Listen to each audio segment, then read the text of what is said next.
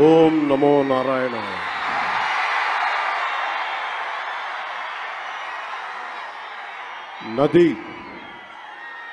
నది ప్రజల్ని విడిచిపోయి వెళ్ళిపోలేదు. నది ప్రజల్ని విడిచిపోలేదు. భాష దేశాన్ని దాటిపోలేదు. నేను మన నేలని విడిచి పారిపోలేదు.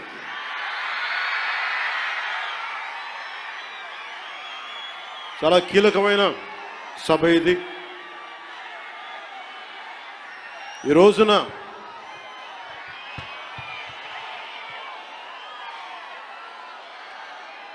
ఈ స్పీచ్లో, ఈ వారాహి సభలో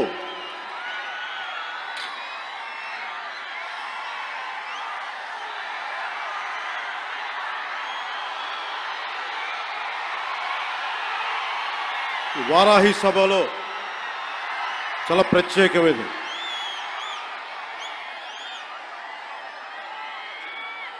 వంద రోజులు దాటింది.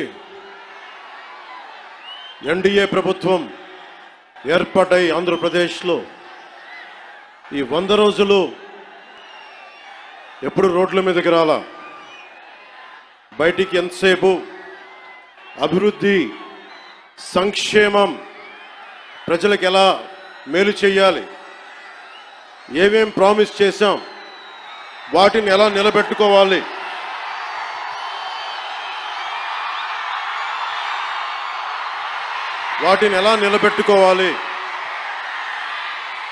ఆర్థిక వ్యవస్థ దెబ్బతింది, దాన్ని ఎలా నిలబెట్టాలి. గౌరవ ముఖ్యమంత్రి శ్రీ చంద్రబాబు నాయుడు గారు కానీ, క్యాబినెట్ కానీ, ఎన్డీఏ ఎమ్మెల్యేలు కానీ, జనసేన కానీ అందరం ఒకటే ఆలోచిస్తూ ఉన్నాం. రాష్ట్ర అభివృద్ధి ఎలా ముందుకు తీసుకెళ్ళాలి అని. గెలిచిన రోజున ఏం చెప్పాం? 164 సభ్యులు ఎమ్మెల్యేలుగా గెలిచి, 21 మంది ఎంపీలుగా గెలిచి, ఆంధ్రప్రదేశ్ బలం, ఆంధ్రప్రదేశ్ విజయం,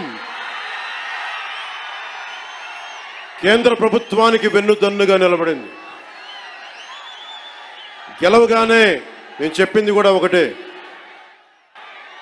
ఏ పార్టీ కూడా మనం పగా ప్రతీకార రాజకీయాలు ఉండవు, ద్వేషించం. చాలా మర్యాదగా, వినమ్రతతోటి ఉన్నాం. దశాబ్దం పైన నన్ను వ్యక్తిగతంగా తిట్టారు, కించపరిచారు, అవమానం చేశారు. చాలా అవమానాలు పొందాం, పరాభావాలు చెందాం. ఏ రోజు పల్లెత్తు మాటల్లా స్థాయి పెరిగిపోయి, ఏ 7 కొండల వాడైతే, ఏ కలియుగ దైవం ఆయనకి కూడా అపచారం జరిగితే మెత్తగా ఎందుకు ఊరుకుంటాం? మాట్లాడకుండా ఎందుకుంటాం? ప్రతి ఎలక్షన్, ప్రతిదీ రాజకీయ కోణంలోనే చూస్తామా? అన్ని రాజకీయాలేనా? అన్ని ఓట్ల కోసమేనా?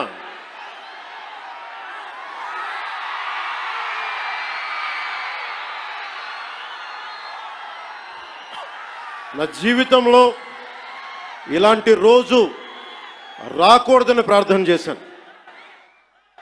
మనస్ఫూర్తిగా చెప్తున్నాను. నా తల్లి పాదాల సాక్షిగా,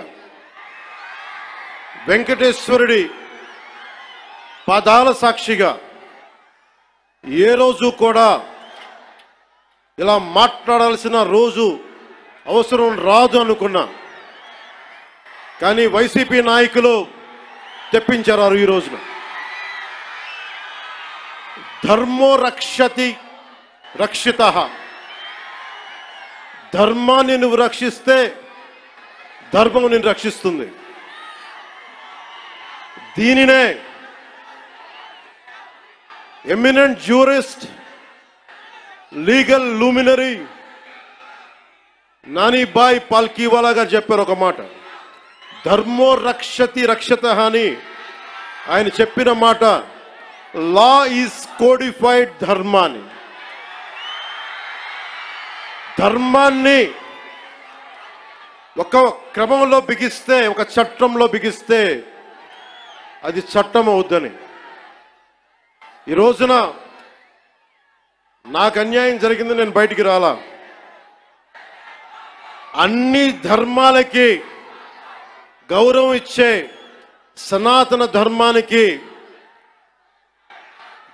ప్రతిరోజు కొన్ని దశాబ్దాలుగా అవమానం చేస్తూనే ఉన్నారు, భరిస్తూనే ఉన్నాం. కల్తీ ప్రసాదాలు పెట్టారు. ఇదే తిరుపతిలో గతంలో జరిగిన వారాహి సభలో మీకు తెలియజేశాను, అపచారం జరుగుతోంది, సరిదిద్దుకోండి అని చెప్పాను. విన్లా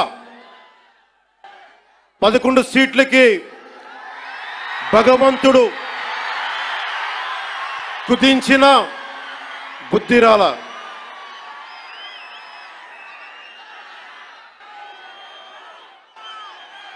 కొంత నేను ఈ స్పీచ్ కొంత ఇంగ్లీష్లో కూడా మాట్లాడాల్సి వస్తుంది. కశ్మీర్ నుంచి కన్యాకుమారి వరకు అర్థం అవ్వాలంటే కొంత ఇంగ్లీష్లో తప్పదు, అక్కడక్కడ కొంచెం సహకరించండి.